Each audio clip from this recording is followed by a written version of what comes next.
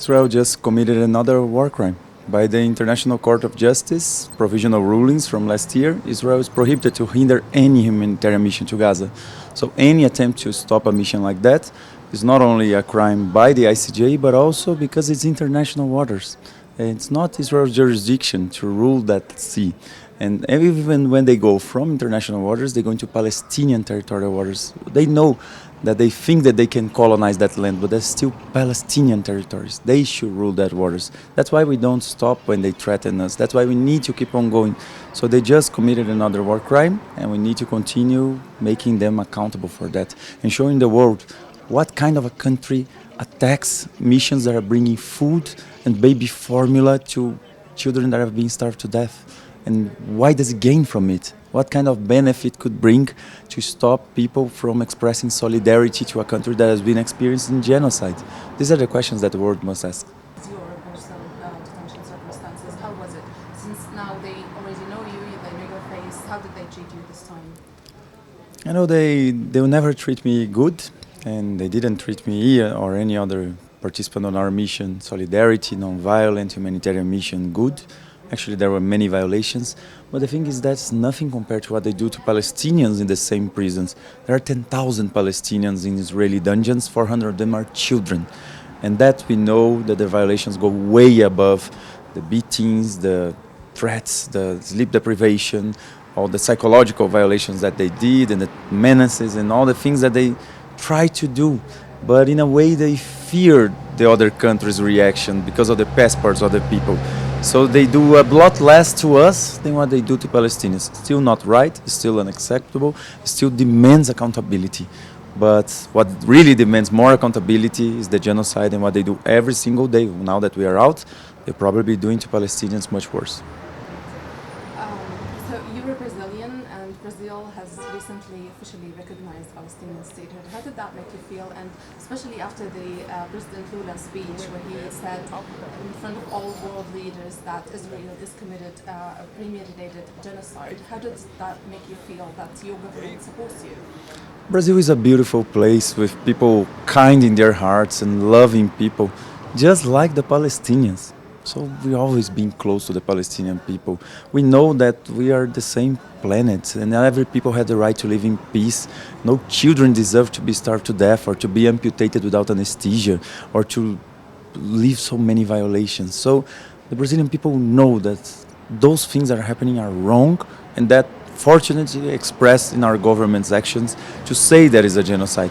We still need to do more. We still need to break relations. We still need to make sure there's no complicity at all.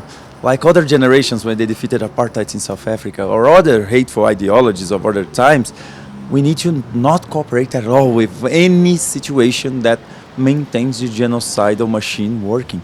So I'm very happy to be Brazilian, but I know our task is still. I honestly believe that only the people mobilizing together and making sure that the governments obey to the popular will everywhere in the world will make such a difference. Because for many governments, when you see the global north countries, the ones that have always been talking about democracy, about human rights, about civil liberties, they're the first one criminalizing their citizens by showing support to Palestinians. And so we know that is not enough. We know that the people need to be heard. In a planet of 8 billion people, the vast majority of these people despise what is happening in Gaza. They cannot accept that the international organizations are incapable of doing anything, that the countries are incapable of doing anything, not even bringing food. So we went there to open the way, to open a humanitarian way so that everybody could bring this food, and they still stopped us. So we need to keep on pushing. Not only join, we are organizing the next mission very, very soon. We ask the whole world to mobilize. Our general strategy has shown to be successful, actually, that if we mobilize on boats and on land, we can build such a force that they cannot bomb us and kill us like they wanted to do from the beginning. It's not that they didn't want to bomb our boats and disappear with everything. They just could not pay the political price for that, because then they would have completely lost.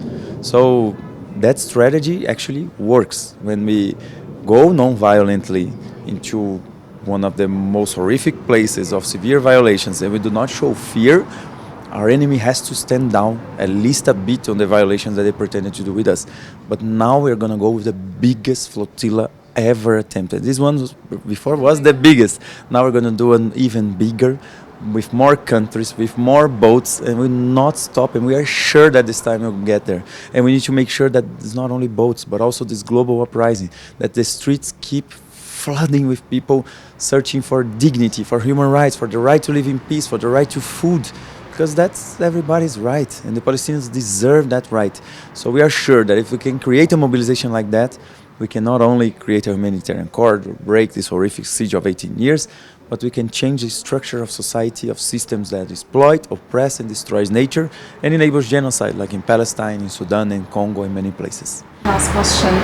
Did you see the video where Gaza's fishermen were able to go finally into the sea and fish without when the Navy were so busy intercepting you guys?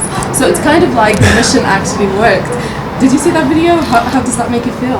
I want so much to see this video. I didn't get a chance yet because we just arrived and they stole all my stuff and my phone, because we don't want to give them information to harm our families, our solidarity movements. We throw them in the ocean. So I don't have access to this video, but I've been dreaming about it since anybody told me.